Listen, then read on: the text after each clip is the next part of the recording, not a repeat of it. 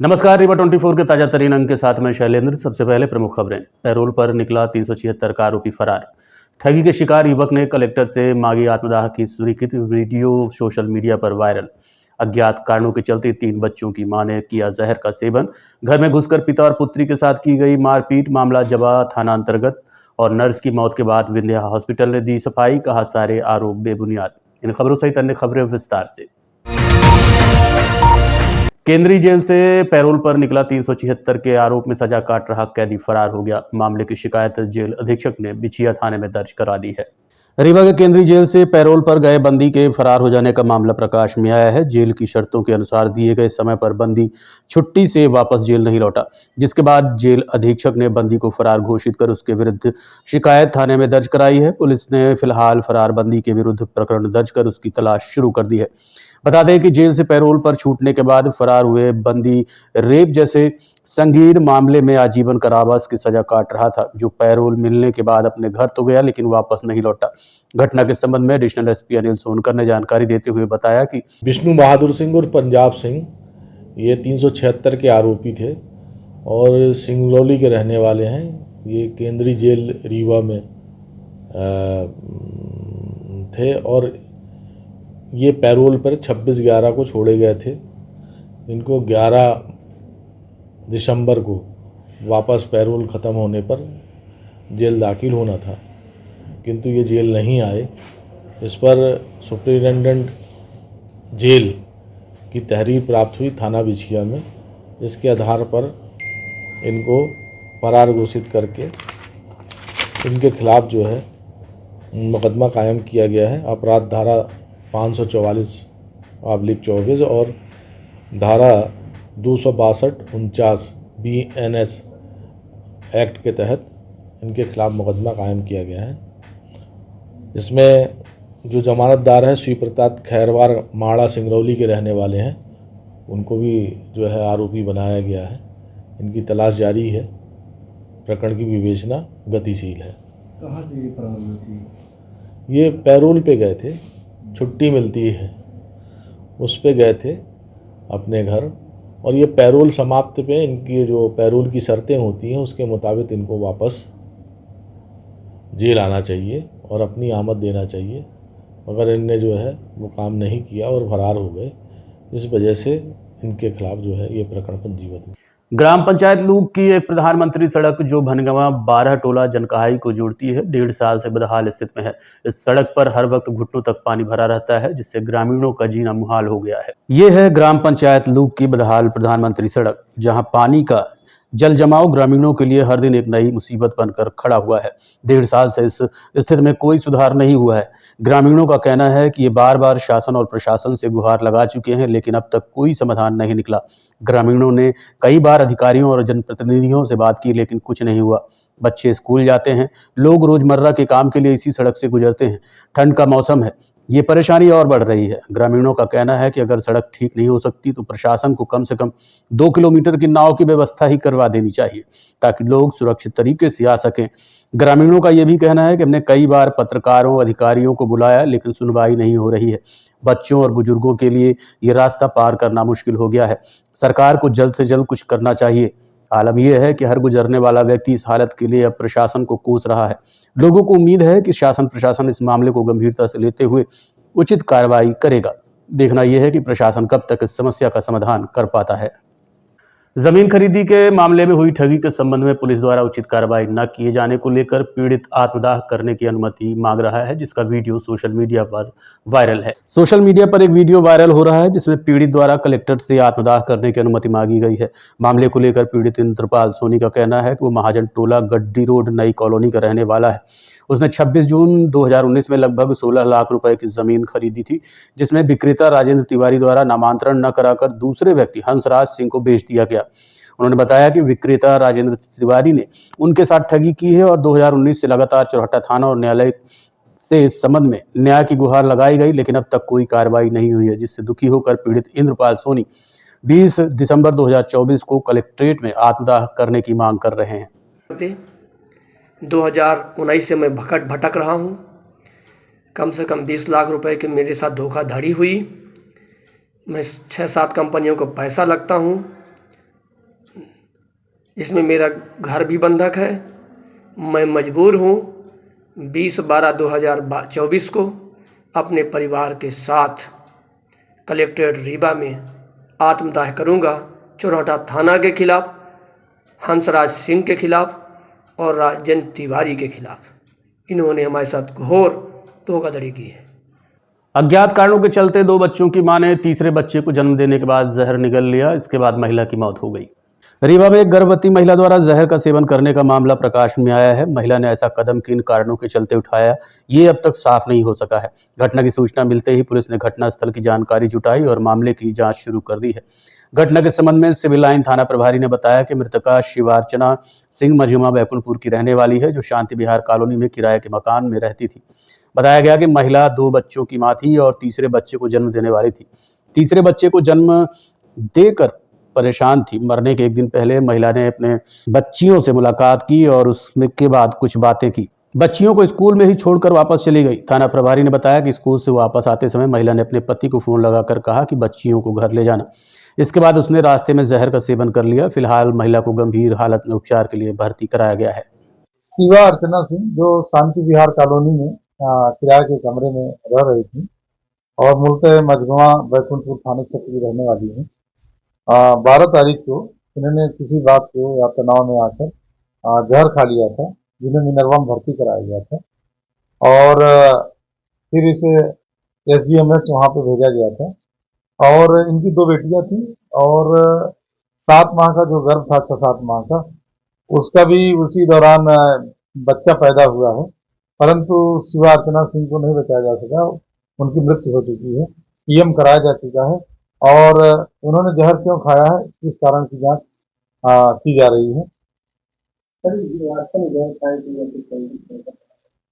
हाँ, ये घर पे नहीं, ऐसा लग रहा है कि शांति विहार कॉलोनी में कल्याण पेट्रोल पंप के आसपास कहीं पे इन्होंने जहर खाया था और अपने पति को फोन भी किया था कि बच्ची में इलाज के दौरान गंभीर होने पर यहाँ लाया गया था, जिसे हमारे यहाँ मृत घोषित किया गया था। लाने पर ही उसके शव का परीक्षण, चूंकि कल देर हो गई थी तो फिर आज शव परीक्षण हुआ है उसका, और शव परीक्षण के उपरांत के परिजन शव को ले गए हैं और कल या परसों तक में रिपोर्ट सौंप दी जाएगी पुलिस। देखिए, हमारे यहाँ एक बच्चे को भर्ती कराया है, उन्हीं के बच्चे को, बेबी ऑफ शिवार्चना सिंह, और ये बच्चा जो है आज सुबह 10 बजे के आसपास भर्ती कराया गया है हमारे यहाँ। 2 दिन पहले जन्मा बच्चा है, 2 दिन की। रीवा के जबा में घर में घुसकर पिता और पुत्री के साथ मारपीट किए जाने का मामला प्रकाश में आया है। पूरा मामला जिले के जबा थाना क्षेत्र अंतर्गत ग्राम भनगामा का है। घटना के संबंध में ग्राम भनगामा निवासी राधा कृष्ण पांडे ने बताया कि कुछ दिनों पहले पड़ोस में रहने वाले परिवार के लोगों ने बिना किसी बात के गाली गलौज करते हुए घर में घुसकर मारपीट की घटना को अंजाम दिया। पीड़ित ने बताया कि पड़ोसियों ने न सिर्फ उसके साथ मारपीट की, बल्कि घर में मौजूद उनकी बेटियों से भी अभद्रता करते हुए मारपीट की घटना को अंजाम दिया। वहीं घर के बाहर खड़े बोलेरो वाहन में भी तोड़फोड़ करते हुए जान से मारने की धमकी दी जा रही थी। पीड़ित परिवार ने आज पुलिस अधीक्षक कार्यालय पहुंचकर स्थानीय जबा थाने की पुलिस पर शिकायत न करने का आरोप भी लगाया है। फिलहाल पुलिस अधीक्षक कार्यालय में शिकायत कर पीड़ित परिवार ने आरोपियों के विरुद्ध कार्रवाई की मांग की है। हम तुम्हारे घर में का कहते हैं, घुस के का कहते मारे 11 बजे रात है। हाँ, बहुत नुकसान के, हमारे ब्लोरो तोड़ डाले, हम लोगों के काफी चोट शरीर में आई, आंतरिक चोट आई है। हमारी लड़कियों को मारे, बाल घसीट के गंदी गंदी गाली और जान से मारने की धमकी पुनः दे रहे हैं। जब पुलिस कोई कार्यवाही नहीं कर रही है, हम लोग थाने गए, रिपोर्ट वहां से भगा दिए, कोई सुने बात। ये घटना 10 तारीख को हुई है। मारने वाले लोग हैं प्रकाश नारायण पांडे हैं और पुष्पराज पांडे हैं, रजनीश पांडे हैं, दादूलाल पांडे हैं, अतुल पांडे हैं, विश्वजीत पांडे हैं। क्या विवाद क्या है? विवाद हमारा ऐसा कुछ भी नहीं है उनका। वो आए दिन का कहते हो, मतलब गाली फुद्दा करते हैं। इसके पहले भी हमारे ब्लोरो तोड़े, फिर भी मतलब काफी नुकसान हमारी के कई बार है, लेकिन हम लोग अब चाहते रहे। अब घर में घुस के बताइए मारे और जान से पुनः मारने की धमकी दे रहे हैं। विवाद के कारण पुण्य में दारू पी के अक्सर हमारे परिवार से हमारा जमीनी विवाद चलता है। हमारे गाँव मतलब परिवार लोग विवाद कराते हैं और हमारा उनका कोई ऐसा विवाद नहीं है। वो परिवार गाँव के हैं लोग, नहीं सगे परिवार के नहीं, लेकिन गाँव के हैं। नाम बता दिए ना। हमारा नाम राधा कृष्ण पांडे है। कुछ लेडीज भी हम हैं कलावती हैं और सुशीला पांडे हैं, रंजना हैं और लक्ष्मी हैं। कौन से थाने देते हैं? जवा थाने। वहाँ बोले कि मतलब भागो का कहते हैं, ये तुम्हारा ये रोज होता ही रहता है भाई। हमने हाँ घूस ले लिए ने। एक तो सूरज सिंह काका तो वहाँ का मुंशी जो है तो बहुत बड़ा वो है, दलाल है। और फिर उनके रिश्तेदार वहाँ दलाली भी करते हैं। उनके आदमी पुलिस में भी हैं, ऊपर है ASI हैं भोपाल में। तो कोई सुन नहीं रहा पैसा के आगे। अभी आप कहाँ शिकायत हमने SB ऑफिस में किया कल है। बोलेरो की ठोकर से एक वृद्ध व्यक्ति की मौत हो गई। मामला सीधी जिले के चुरहट थाना अंतर्गत पचोखर गांव का है। सीधी के चुरहट थाना क्षेत्र अंतर्गत ग्राम पंचायत पचोखर में बीती शाम एक सड़क हादसा हो गया, जिसमें तेज रफ्तार बोलेरो के चालक ने लापरवाही पूर्वक वाहन चलाते हुए साइकिल सवार वृद्ध को ठोकर मार दी। इससे वो गंभीर रूप से घायल हो गया, जिसे उपचार के लिए रीवा के संजय गांधी अस्पताल में लाया गया, जहाँ उपचार के दौरान उसकी मौत हो गई। घटना के संबंध में मृतक के भतीजे ने जानकारी देते हुए बताया कि मृतक हीरालाल साहू, जो चुरहट थाना क्षेत्र के ग्राम टकतैया के रहने वाले थे, बीती शाम 5 बजे खेत से घर की ओर जा रहे थे। जैसे ही पचोखर गांव के समीप पहुंचे, तभी तेज रफ्तार बोलेरो चालक ने लापरवाही पूर्वक ठोकर मारते हुए टक्कर मार दी, जिससे गंभीर रूप से घायल हो गए, जिन्हें स्थानीय लोगों द्वारा तत्काल उपचार के लिए अस्पताल में भर्ती कराया गया, जहां उनकी मौत हो गई। ये साइकिल से थे तो बोलेरो पर ठोकर मार दिया। वहीं पे स्पॉट पे क्या है कि उनके सर में चोट लग गई।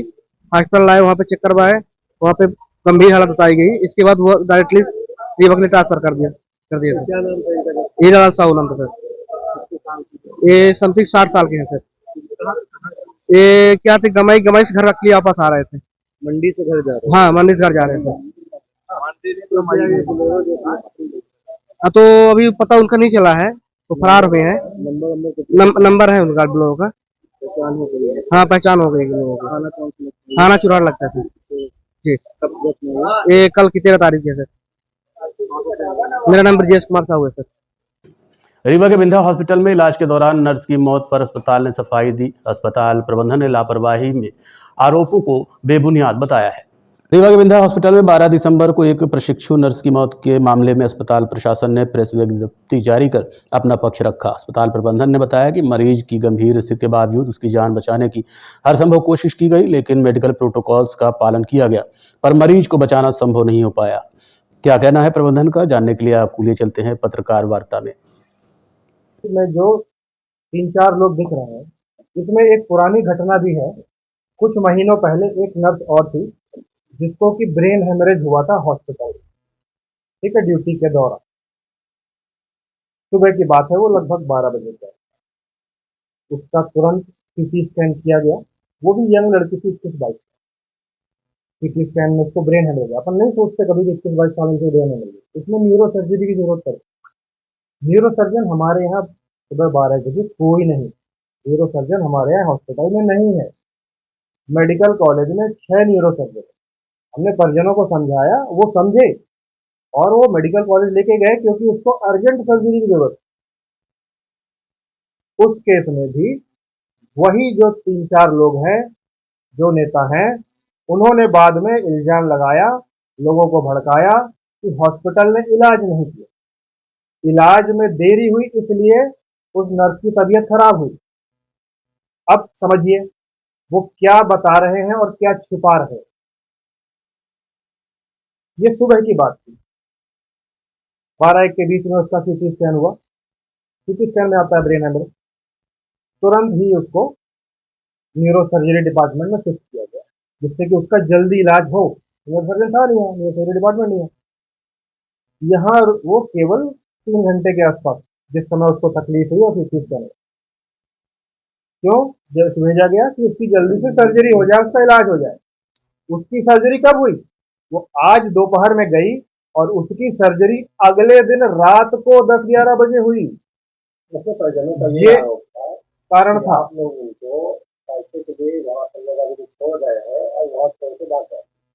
ये आरोप झूठा है, क्योंकि आप जानते हैं कि शहर में कितने न्यूरो सर्जन हैं और वो सारे मेडिकल कॉलेज या सुपर स्पेशलिटी में। 12-1 बजे कैसे कोई प्राइवेट हॉस्पिटल में आ सकता है? आप जानते हैं संभव नहीं है। ये खुद गलत है, लेकिन मेडिकल कॉलेज के टाइम में नहीं आ सकते, और हम बुलाएंगे तो उसमें हम गलत होंगे। आपके हॉस्पिटल में नहीं है, ये हमने उनको बताया, वो माने मान के हमारी बातों से वो गए, हम साथ में, हमारा पूरा स्टाफ गया छोड़ा। हाँ, यही झूठा है। सच्चाई जो मैं बता रहा हूँ आप हमसे समझिए कि सच्चाई क्या है। सच्चाई ये है कि न्यूरो सर्जन नहीं था। न्यूरो सर्जरी न्यूरो सर्जन करेगा, न्यूरो सर्जन तो सारे मेडिकल कॉलेज में है। उसमें भागना क्या होता है? इसमें तो ये है कि भाई हॉस्पिटल ही ना ले गए, वहाँ न्यूरो सर्जन ही है। हमने उनकी पूरी मदद की उस समय। आप समझिए कि वो उसकी तबीयत क्यों खराब हुई। वो कह रहे हैं ना कि लेट हुआ इसलिए तबीयत खराब हुई। लेट कैसे हुआ? आप ये देखिए, आज दोपहर में 2 बजे लगभग वो पहुंच गई मेडिकल पर, और उसकी सर्जरी हुई अगले दिन रात को 10-11 बजे। समझ रहे हैं? डिले है। वहां भी लेट क्यों हुआ? क्योंकि उसका हीमोग्लोबिन बहुत कम था। उसका हीमोग्लोबिन केवल 6-7 के बीच था।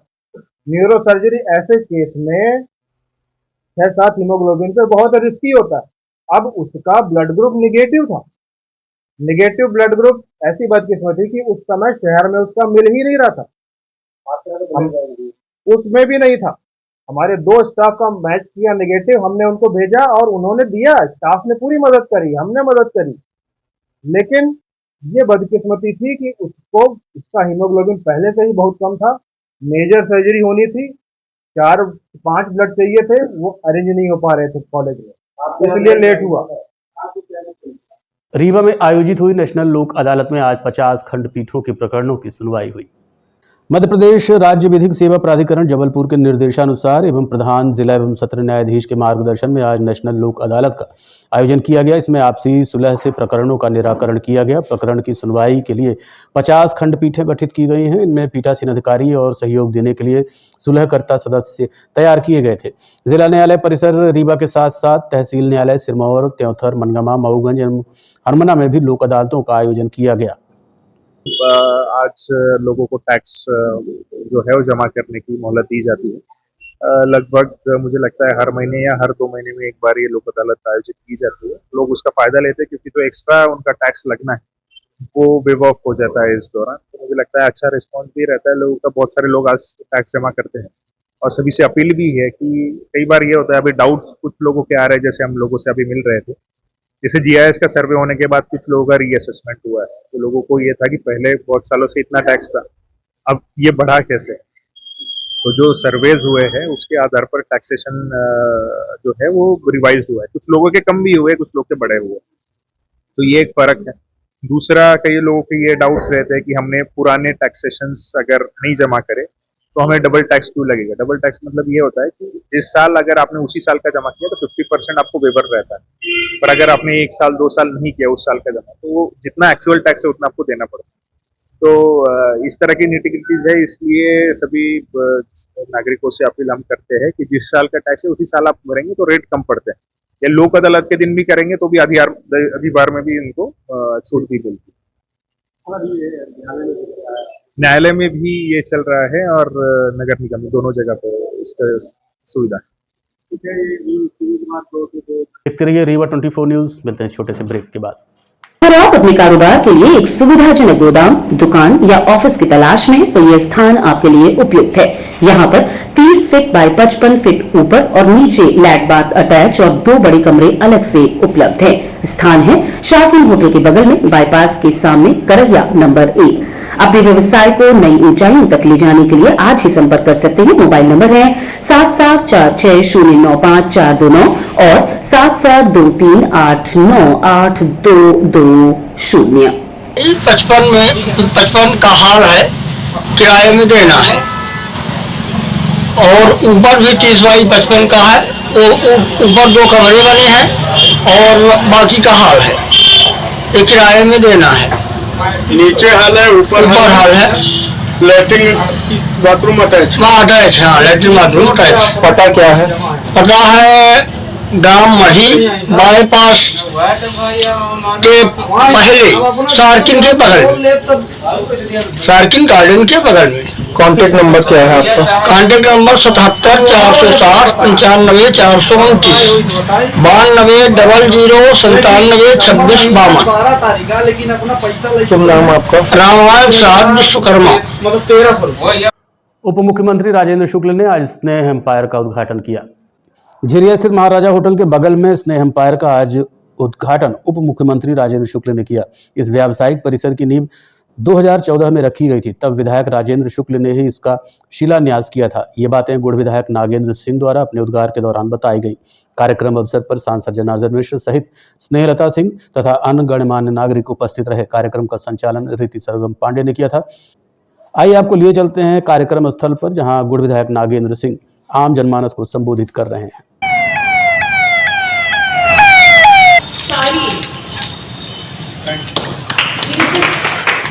भूपेंद्र सिंह जी, विकास से मैं चाहूंगी कि वो सहयोग करेंगे। पथ के सारथी और रीवा को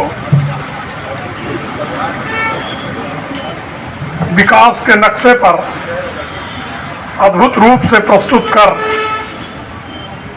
सामान्य शहर से एक महानगर की ओर ले जाने वाले आदरणीय Rajendra Shukla ji, deputy chief minister Madhya Pradesh शासन, मंचा सेन रीवा नगर निगम के सम्माननीय सभापति वेंकटेश जी, संजय चौहान जी, जयंत सिंह जी, जयंत खन्ना जी, भूपेंद्र सिंह जी, स्नेह, क्या पूरा नाम है, स्नेह लता सिंह जी, यहाँ उपस्थित मंचा सिंह, सभी सम्माननीय अतिथिगण, सभी सम्माननीय शहर के गणमान्य नागरिकगण, अन्य सभी उपस्थित सभी यहाँ सम्माननीय देवियों और सज्जनों, जब 2014 में शिलान्यास हुआ था इसका ना, इसी भूमि का नीचे हुआ था। यहाँ एक जो अभी ये पूर्व वक्ता जी ने बताया, क्या नाम है आपके लड़के का, अमृतांश सिंह जी ने कि यहाँ करीब 30-40 फीट का गड्ढा था। उस समय माननीय जी ही ने इसका भूमि पूजन किया था। तब मैंने एक बात कही थी कि घूरे के दिन भी बदलते हैं, और आज वो दिन संपन्न हुआ। रीवा में माननीय उप मुख्यमंत्री जी के प्रयत्न और कृपा से एक से नायाब बिल्डिंग खड़ी है। इतनी सुंदर स्थान यहाँ पर बन के तैयार हुआ है, तो हमने कहा कि अभी तो इसमें 10 कमरे हैं, जगह पड़ी हुई है, तो 50 कमरे तो आज ही घोषित कर दीजिए कि 50 कमरे और बनाए जाएं, और जो वो बगल में टापू दिख रहा है इसको भी विकसित करने की बात हो जाए। तो जब डेस्टिनेशन वेडिंग के लिए जो गोवा जाते हैं हमारे यहाँ के लोग, और जो उदयपुर जाते हैं और बम्बई जाते हैं, वो डेस्टिनेशन वेडिंग के लिए फिर वहाँ वाले यहाँ आएंगे कि एक टापू में बारात रुक जाएगी और एक टापू में बारात रुक जाएगी, और 3 दिन वो लोग अपना यहाँ पर डेस्टिनेशन वेडिंग कर सकते हैं। लेकिन आज बदला हुआ रीवा में, जैसा आदरणीय नागेंद्र सिंह जी ने कहा कि स्नेह क्या नाम है, स्नेह एस्पायर का एक बहुत बड़ा योगदान होने जा रहा है। ये भी उसमें एक वो जुड़ रहा है कि जब यहाँ से लोग निकलेंगे और ये बिल्डिंगें, क्योंकि शहर के मुख्य सड़क के अगल बगल जब शानदार भवन होते हैं तो शहर की एक अलग खूबसूरती बढ़ जाती है। तो मैं सिर्फ सरकारी बिल्डिंगों, जब गाड़ी में चलता हूँ तो सरकारी बिल्डिंगों को नहीं देखता कि बनी कि नहीं बनी, प्राइवेट बिल्डिंगों को भी मैं देखता हूँ कि ये कब बनेगी। ये इसमें भी कुछ जोर लगाना हो तो बताओ, तो जोर लगाया जाए जिससे ये भी बन जाए। अभी ये फ्लाईओवर, ये जो सिरमौर चौराहे तरफ बौद्धा तरफ फ्लाईओवर, उसके बगल में राजेंद्र शर्मा जी बना रहे हैं अपना एक कॉम्प्लेक्स।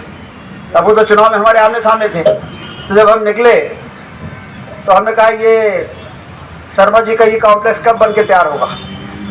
तो बगल में एक जन बैठे थे, कहीं ना अपना ही ना हो कि कॉम्प्लेक्स पूर्ण करवाऊँ का। तो हमने कहा कॉम्प्लेक्स व्यक्ति का नहीं है, कॉम्प्लेक्स तो शहर का है, रीवा के नागरिकों का है।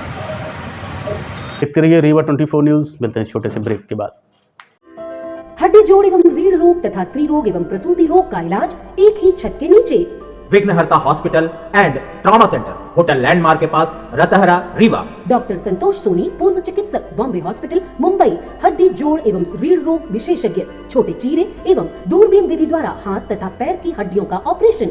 गठियाबात, जटिल एवं बिगड़े हुए फ्रैक्चर का बेहतर इलाज करते हैं डॉक्टर संतोष सोनी। विघ्नहर्ता हॉस्पिटल ट्रॉमा सेंटर में ही स्त्री एवं प्रसूत रोग विशेषज्ञ डॉक्टर शैलजा सोनी भी उपलब्ध हैं, जिनकी देखरेख में नॉर्मल डिलीवरी, सिजेरियन ऑपरेशन एवं बच्चेदानी से संबंधित ऑपरेशन की बेहतर सुविधा। संतानहीन दंपत्ति तत्काल संपर्क करें। विघ्नहर्ता hospital and trauma centre, hotel landmark के पास, रतहरा, रीवा। सुविधाजनक एवं सफल इलाज हेतु आज ही संपर्क करें। विघ्नहर्ता hospital and trauma centre, hotel landmark के पास, रतहरा, रीवा। मोबाइल नंबर 7828781983 अथवा 8462956774 पर। मोहन सरकार के 1 साल पूरे होने पर आज उप मुख्यमंत्री राजेंद्र शुक्ल ने एक पत्रकार वार्ता का आयोजन किया। इस दौरान उन्होंने प्रदेश सरकार की उपलब्धियों को गिनाया। आइए आपको लिए चलते हैं पत्रकार वार्ता में। 1450 किलोमीटर को बनाने का निर्णय लिया गया है। इसी प्रकार से कृष्ण पाथे, भगवान राम के चरण जहाँ जहाँ पड़े थे उसको विकसित करेंगे, और भगवान कृष्ण के चरण मध्य प्रदेश में जहाँ जहाँ पड़े थे उसको विकसित करेंगे। ये पर्यटन के क्षेत्र में किया जाने वाले महत्वपूर्ण काम है, क्योंकि देश संपन्न हो रहा है। अब टूरिज्म के लिए यदि हमारे यहाँ पर्याप्त टूरिज्म के स्कोप है तो उसको पहचानना, उसको विकसित करना और वहाँ पर लोगों को उसके महत्व को बता के उनको आमंत्रित करना, जिससे वहाँ फुटफॉल बढ़ जाए, पर्यटन शुरू हो। और पर्यटन जब शुरू होता है तो वो भी रोजगार बढ़ाने में भी मदद करता है, आर्थिक स्थिति को बेहतर करता है और उससे गरीबी बेरोजगारी को दूर करने में काफ़ी मदद मिलती है। अब रीवा में आप देखो, ये इको पार्क पड़ा हुआ था आंसू बहाता हुआ, लेकिन आज वहाँ पर लोग जा रहे हैं, देख रहे हैं और खुश हो रहे हैं। रिवर फ्रंट बन रहा है। ऐसे मध्य प्रदेश में जब कृष्ण पाथे बन जाएगा, राम वन गमन पथ बन जाएगा, सरसी टापू बन गया, ऐसे मध्य प्रदेश के वो तमाम महाकाल लोग बनने के बाद आप देखिए कि अभी सर्वे आया था कि मैक्सिमम टूरिस्ट हिंदुस्तान में सबसे ज़्यादा कहाँ गए, तो उसमें नंबर 1 के स्थान पर उज्जैन के महाकाल बाबा का स्थान। इतने ज़्यादा टूरिस्ट वहाँ बढ़ गए कि पहले वहाँ होटल नहीं चलते थे। आधे जो लोग संघर्ष में होटल खोल लिए थे वो बंद करने की स्थिति में पहुँच गए थे। अब वो तो फुल रहते ही हैं, नए नए होटल बन रहे हैं। तो होटल इंडस्ट्री को बल मिलता है और टूरिज्म बढ़ता है, तो बहुत ज़्यादा तेजी से। तो इसलिए हरित क्रांति, औद्योगिक क्रांति और पर्यटन की क्रांति तीनों मध्य प्रदेश में आ जाए, इसके लिए जो कुछ भी काम किए जा सकते हैं इस दिशा में काम को आगे बढ़ाने में हुआ है। स्वास्थ्य के साथ साथ एजुकेशन के क्षेत्र में भी स्टैंडर्ड बढ़े, गुणवत्तापूर्ण उच्च शिक्षा के उद्देश्य से 55 जिलों में पीएम कॉलेज ऑफ एक्सेलेंस प्रारंभ किया। क्योंकि मुख्यमंत्री जी उच्च शिक्षा में मंत्री रहे हैं तो उनको उन्होंने ये एक इनोवेटिव नवाचार किया कि हम अपने हर जिले के एक कॉलेज को चुनेंगे, उसको पीएम कॉलेज ऑफ एक्सेलेंस बनाएंगे, उसमें प्रोफेसरों की भर्ती करेंगे अलग तरीके से और एक स्टैंडर्ड वहाँ मेंटेन करके लोगों को ये लगे कि हर जिले में एक ऐसा कॉलेज है जो जिसका स्टैंडर्ड, जैसे कई विद्यालय हैं लेकिन केंद्रीय विद्यालय का अलग स्टैंडर्ड। उसी प्रकार से कॉलेजेस में भी कई कॉलेज हैं, लेकिन एक कॉलेज को ऐसा बनाए और फिर उस मॉडल पर बाकी कॉलेजों को बेहतर करने की दिशा में जैसे पीएम स्कूल कॉलेज का शुभारंभ भी गुणवत्तापूर्ण उच्च शिक्षा के दिशा में उठाए।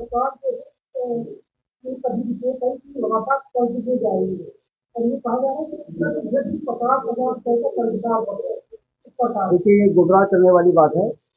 भारत सरकार ने राज्यों को अपने सकल घरेलू उत्पाद का 3% सीमा के अंदर कर्ज लेने को बेहतर माना, मतलब उसको ऑब्जेक्ट नहीं किया। 3% तक का कर्ज यदि आप नहीं लोगे तो आप अधोसंरचना और पूंजी ढांचागत व्यय करने में पीछे हो जाओगे, आपका प्रदेश पीछे हो जाएगा। इसलिए ये रिकमेंडेशन है कि सकल घरेलू उत्पाद का 3% के अंदर आपको ब्याज लेके अपने प्रदेश की जनता की बढ़ती हुई आवश्यकताओं की मांग को पूरा करना है। मध्य प्रदेश ने जो कुछ भी कर लिया है 3% की सीमा के अंदर लिया है, इसलिए हम मध्य प्रदेश को ऊंचाई पर ले जाने के लिए जो जरूरी कदम है वो उठा रहे हैं। धान खरीदी में तेजी से हो रही है, उठान न होने के लिए किसान लेकिन जल्दी परेशानी दूर हो जाएगी, सब व्यवस्थाएं हो रही है। तेजी के इतना धान का उत्पादन हुआ है कि आप ये मानिए कि कितनी अच्छी व्यवस्था रही होगी हमारी सरकार की। धान का उत्पादन, धरती से दौलत पैदा हो रही है, यही तो सपना था हमारा कि सिंचाई की नहरों का जाल बिछाएंगे और धरती से दौलत पैदा करेंगे। आपका सवाल इस बात को प्रमाणित कर रहा है कि हम धरती से दौलत पैदा कर रहे हैं।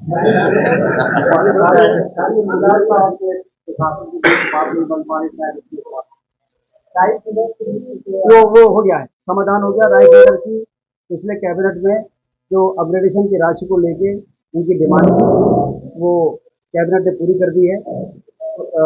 30% प्रतिदान पर। आज के अंक में इतना ही। देखते रहिए रीवा 24 न्यूज़। नमस्कार।